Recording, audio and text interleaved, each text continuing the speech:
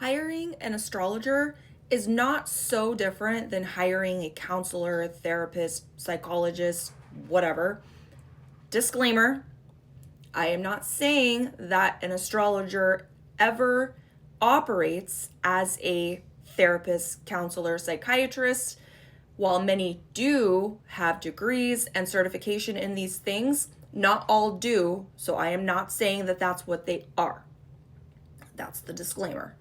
However, many do find that working with an astrologer once or on a regular basis can be very therapeutic, can be very healing. This being said, the personality of the astrologer, much like the personality of the therapist or psychiatrist, does matter. I get so tired of seeing in my comment section, don't hire her, she's ... And I don't see it often, but when I do see it, I'm like, I'm not for everybody. As a human, I've never been for everybody. And as a astrologer, likewise, I'm not gonna be for everybody.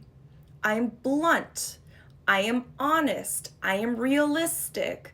I'm not overly emotional as a human being. So I am not these things as an astrologer as well, either. I'm just not. But here's the thing. Different strokes for different folks, right? Sometimes what Sarah is looking for isn't going to be what Jillian is looking for. Just like in a psychiatrist.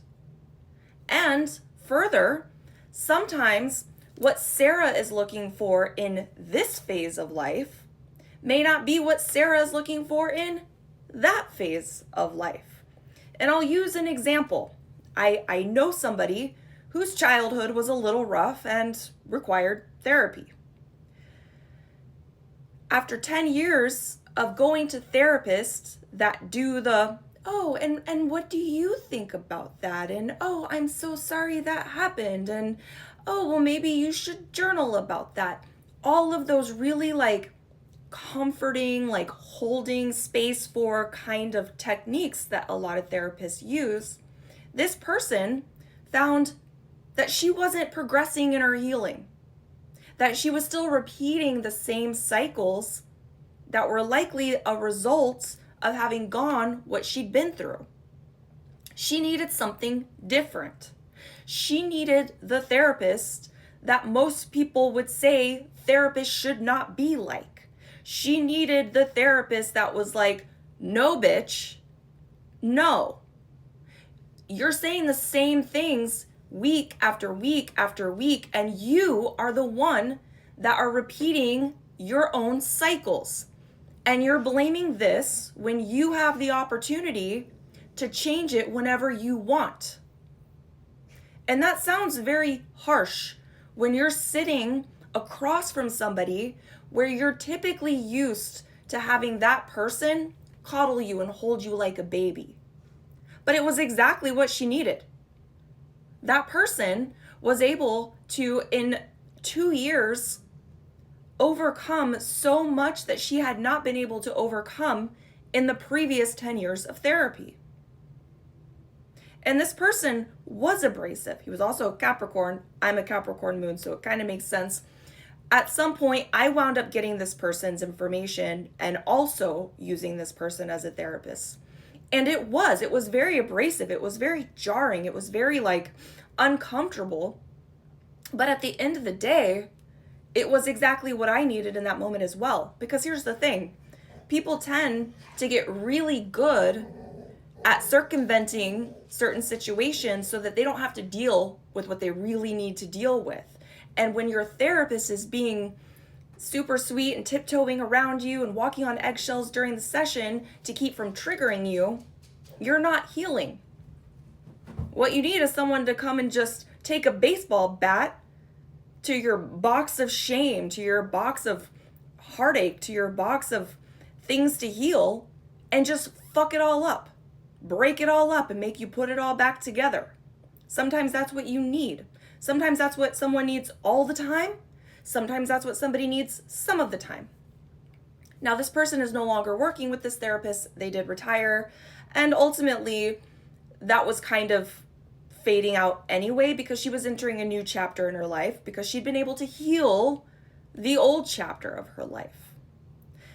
So, this is all to say, don't listen to what other people say unless you trust their opinions, unless you know that what they're looking for in a therapist or an astrologer is similar to what you're looking for. Resonate with people. Astrology is a little bit unique in that we're all on these social media apps. You can all get to know our personalities. So you can decide, I like that she's a sharp shooter, or I like that she's very sensitive.